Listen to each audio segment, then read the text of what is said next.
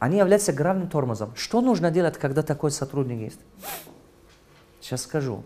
Вот королева говорит, что можно его отпустить, чтобы на неделю или на месяц, пусть он отдохнет, чтобы он видел, что без него лучше идет эта работа. Беспрерывный найм. Когда сотрудник видит, что вы постоянно нанимаете, и на это посту 3 человека стажируются, и обязательно кто-то из них поддает какую-то лучшую идею, лучше выделит чего-то, он перестанет расслабиться. Запомните, правую руку поднимем, повторим. Мы это называем дедовщина. В компании появляется дедовщина. Если вы нанимаете даже новых людей, но неправильно их обучаете, деды не дадут их расти. Вот эти деды уничтожат их. Вы верите? Я вам расскажу одну историю. Я нанимал, эта история классно же обучать.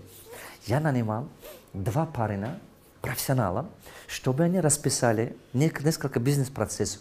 И они помогли, у меня же времени не хватает же, помогли операционный менеджмент внедрять в моем компании. Вот это дедовщина, так она заставила это 2 парней, как маленький мальчик стать. И ничего они не могли делать в моем компании. Ничего абсолютно. Потому что она знала, что если эти механизмы внедрять в компанию, тут же выходят в чистую воду все ее недостатки, все ее минусы. Потом я сидел и думал, как до нее донести? Она получила в моем организации самую большую зарплату. Все равно ходила недовольна. Да, у нее были раньше какие-то заслуги. Да, но есть всему свое время. Вот как вы говорите, всему свое время. Когда потом я начал внедрять статистику, она сама ушла. Она мне говорит, я хочу уйти. Я смотрю на нее и думаю, статистика это такая вещь, которая на чистую воду выводит любого сотрудника. Абсолютно любого. И не важно, какая у него заслуга в прошлом. Статистику внедряйте.